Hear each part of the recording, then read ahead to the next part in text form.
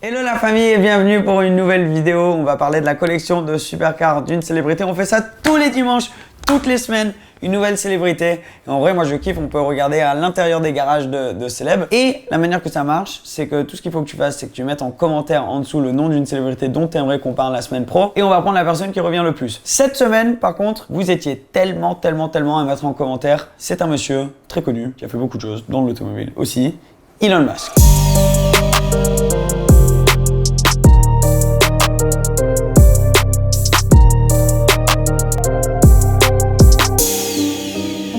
Bon, vous le connaissez tous, un des génies de notre génération qui a créé PayPal, il a créé Tesla, Zip2, plein de projets, SpaceX, The Boring Company. Il a une fortune estimée à plus de 70 milliards de dollars. Tu vois, je bug, j'arrive même pas à le dire. 70 milliards de dollars. Bon, on dit 70 milliards, en fait c'est 70,5 milliards, mais le virgule 5 c'est quand même 500 millions, hein. Faut pas oublier. Donc tu l'ignores, je l'ignore un peu comme ça, c'est 500 millions qu'on a laissé passer à la trappe. Donc de loin la personne avec le plus de fric dont on a parlé pour l'instant sur cette série de vidéos, dans cette série de vidéos. La deuxième personne la plus friquée c'était Ralph Lauren. Tu avais, bon, il avait que 6 milliards lui, hein, petit joueur. Bon, tu vas voir que Elon Musk il a des voitures un peu dans tous les sens et des voitures qui sont un peu bizarre de temps en temps, on va pas se mentir. On va commencer avec les voitures les plus anciennes et revenir vers le moderne. Du coup, on va commencer vraiment avec la voiture de production la plus vieille au monde de l'histoire, la Ford Model T. Donc en 1908, c'est la première voiture qui a été produite en masse à la chaîne, quoi, où il y en avait beaucoup en gros. Et elle était tellement moins chère que les autres voitures et c'est ça qui a vraiment évolué l'automobile à ce que ça est aujourd'hui et que ça a donné l'opportunité à plus de gens d'être propriétaires d'une voiture. Donc, Elon Musk apparemment aimait énormément ça et c'est un peu ce que lui il a fait avec Tesla et avec les voitures électriques. C'est lui qui a pu ramener cette technologie à la masse et au grand public un peu, même si elles sont quand même chères, hein, les Tesla. Bref, Model T très cool, 1908, la sienne il ne l'a pas acheté lui-même, c'est un pote qui lui a donné. Tu veux pas me donner un Ford Model T, toi? La deuxième voiture, donc là, la Ford, il a eu il y a pas si longtemps, mais la première voiture qu'il a eu, Elon Musk, c'est une BMW 320i des années 70. Très cool, en vrai. C'est une voiture très stylée à avoir quand même en première caisse. Maintenant devenue une classique, lui, il l'a acheté pour 1400 $.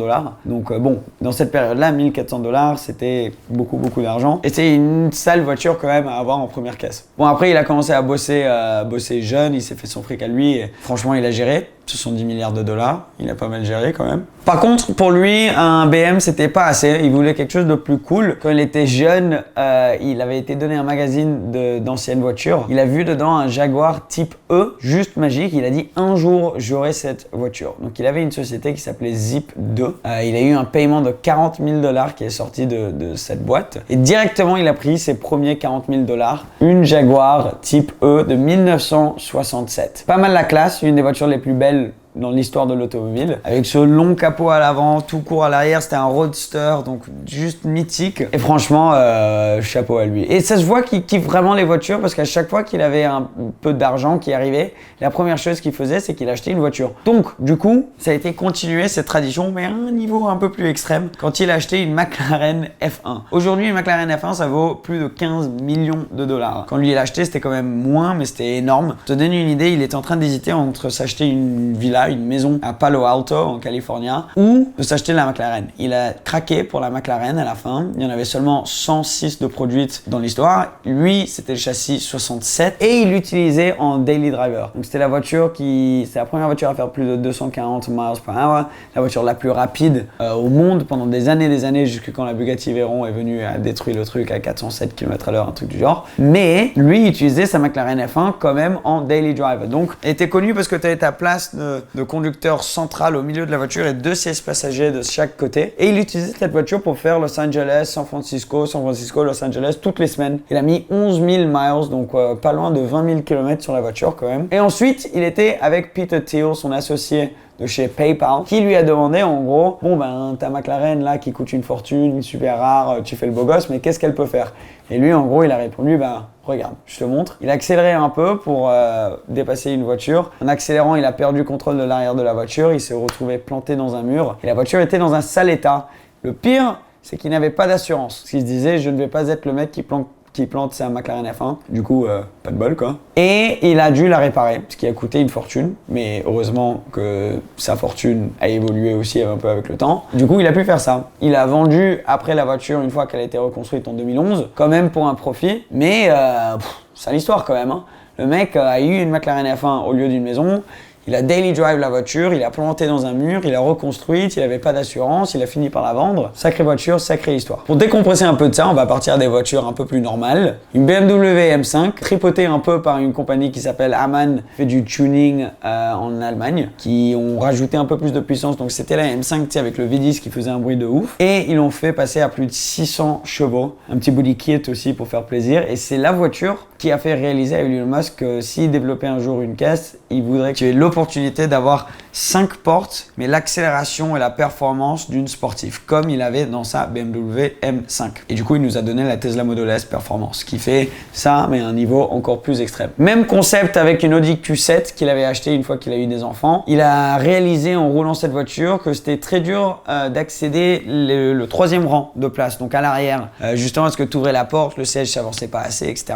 Et donc à la fin, c'est pour cette raison qu'il a développé le Tesla Model X et qu'il a mis les portes Falcon, donc les portes papillons en gros dessus, et les sièges qui s'avançaient pour pouvoir accéder à ce troisième rang facilement. Donc clairement, le mec, s'il voit un problème avec une voiture, il voit un truc qui n'a pas été développé, il finit par le développer lui-même, et il nous a donné des produits incroyables à travers le Model S, le Model X, avec ça. Mais toute cette obsession avec les voitures électriques a été démarrée quand il a acheté une Porsche 911, c'était une turbo, et qu'il a réalisé à quel point elle consommait. Il adorait la voiture, elle était confortable, elle avait une puissance de ouf, tu pouvais la rouler tous les jours, mais elle consommait comme un porc. Donc du coup, il allait à un garage où il développait des moteurs électriques. Il leur a dit, je te paye 250 000 $ pour transformer ma Porsche 911 turbo, garder la même performance et tout, en voiture électrique. Les mecs ont refusé, ils pensaient qu'ils pouvaient pas le faire. Et de là est partie l'idée de Tesla. Il a racheté une compagnie qui développait des batteries pour mettre dans des voitures.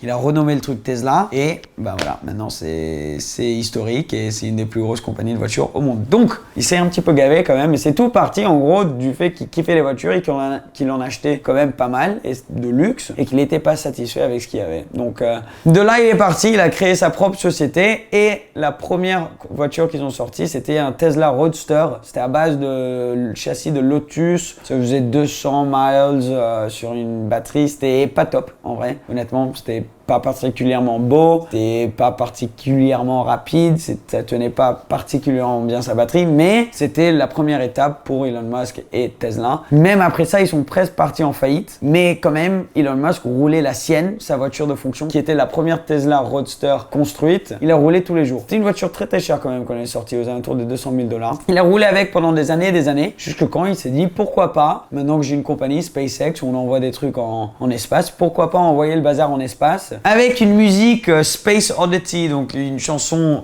de l'espace, et un mannequin dedans habillé en astronaute. Il a envoyé la voiture là-bas et elle va être en espace pendant des millions, voire des milliards d'années, avec un mannequin et la musique. Donc t'imagines s'il y a quelque chose qui le croise, tu vois, des aliens qui le croisent comme ça, qui se disent mais c'est quoi ce truc? Pourquoi il y a une voiture? Il a aussi mis une mini voiture dans la grande voiture. J'aurais fait pareil. Oui, c'est vrai que t'as raison. Ouais. C'est vrai que tu t'es jamais dit ça une fois quand t'as vu une voiture, tu t'es dit ce serait pas cool de l'envoyer en espace celle-là. Donc, vu que nous on est en train de parler de la collection de voitures de Elon Musk, techniquement, la voiture est toujours à lui. Hein. Il aura du mal de rouler dedans maintenant parce que pour la redescendre, c'est quand même une mission. Mais techniquement, c'est toujours la sienne. Vu qu'il a un petit peu jarté quand même cette Tesla Roadster, maintenant, qu'est-ce qu'il roule? Ben, il roule des Tesla. C'est pas surprenant. Il roule une Tesla Model S Performance, il dit tous les jours. C'est son daily. De temps en temps, il se chauffe, il prend un Tesla Model 3. Quand il a les enfants avec lui, il prend son Model X et il a été vu en prenant son Cybertruck, donc l'énorme truc là qui était supposé avoir les vitres blindées, mais après, ben, regarde ce qui s'est passé. Oh my God. Ça avait pas trop des vitres blindées, un peu gênant au moment quand même, on va pas se mentir. Mais il a pris le voiture, le prototype, donc est-ce que c'est même assuré, est-ce que c'est homologué, aucune idée. Il a amené à Nobu, un restaurant très luxueux japonais à Malibu en Californie, pourquoi pas, sans prévenir, comme ça, il s'est chauffé. C'est quand même un mec intéressant. Hein. Et voilà, je pense qu'on a... Ah non, je voulais finir la vidéo sur ça. Il a aussi un Aero L39 Albatros. Qu'est-ce que c'est? On va le mettre sur l'écran maintenant. Et oui, je réalise, c'est pas fou, ce n'est pas une voiture. En gros, personne ne savait qu'il avait cet avion. C'est un jet de guerre russe qui a été développé par des tchèque en 1960, tout un bordel en gros. Et dans un interview, c'est juste une phrase que je trouve assez mythique. Elon Musk a dit « Le plus fun de mes avions, c'est ce truc russe ». J'ai trouvé ça assez cool, donc je voulais l'inclure dans cette vidéo. Je sais même pas quoi dire. Quand quelqu'un te sort que le plus fun de ses avions, c'est le fighter jet russe, c'est que t'as atteint un niveau qui est quand même assez insolent. Aussi, il s'est plaint du fait que les sièges étaient un petit peu durs dedans. Au bout d'une heure de vol, voilà.